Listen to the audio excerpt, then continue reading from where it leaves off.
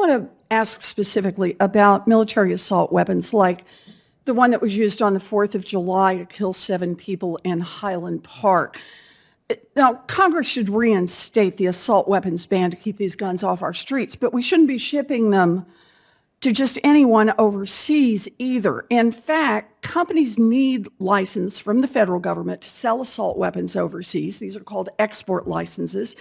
But in 2020, the Trump administration made it easier to get that permission by putting the Commerce Department in charge instead of the State Department, where those permissions had always resided. This shift is important. The State Department has deep expertise in foreign instability, human rights abuses, and terrorism. The Commerce Department specializes in promoting U.S. industry overseas, even the gun industry. In the 2020 campaign, President Biden promised to reverse the Trump decision and put export control back with the State Department, but as of today, that has not happened.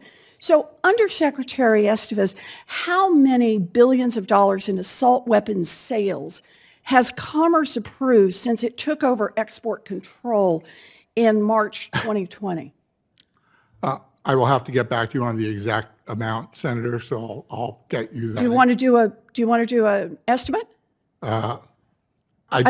I think your records show. I think the website shows 15 billion or 15.7 billion across all types of weapons, not just assault weapons. So Commerce approved $15.7 billion in weapons sales in its first 16 months on the job.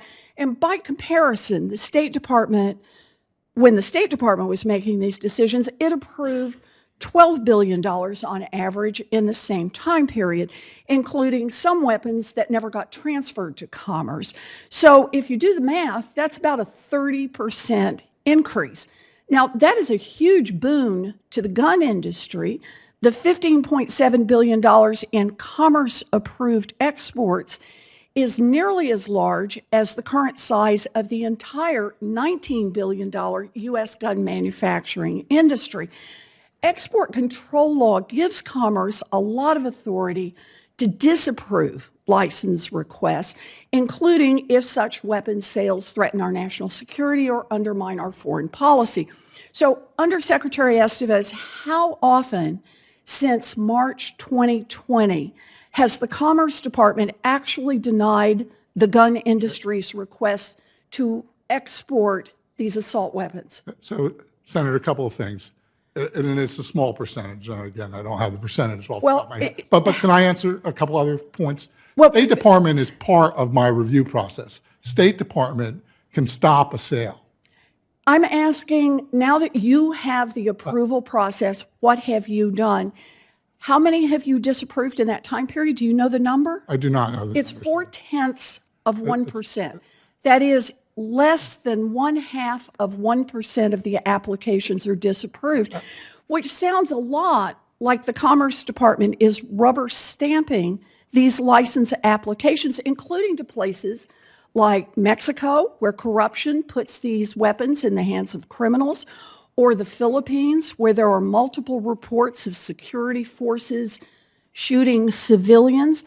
Now, President Biden has stated clearly that he supports cracking down on assault weapons, both at home and overseas.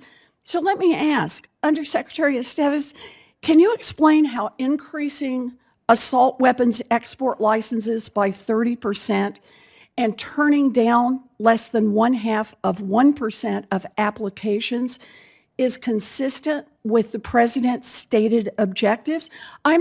Is the Commerce Department working for the president or working for the gun industry here? Senator, that also includes sales to people like Ukraine that are using those weapons against the Russians. I have no doubt.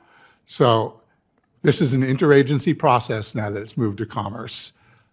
There's a power of the Department of State that brings states' jurisdiction to that discussion, the Department of Defense, and the Department of Energy. So it's an interagency process that approves gun licenses. Excuse me, Undersecretary. It's not just the Commerce Department. Excuse me. What happened is authority was transferred to the Commerce Department. And what has happened is that it has a minuscule disapproval rate, and the weapons sales have gone up dramatically. Look, The Commerce Department is helping put more assault weapons in more hands, and this needs to stop. It's time to put overseas gun sales back in the hands of the State Department, where someone can exercise better judgment over it. Thank you, Mr. Chairman.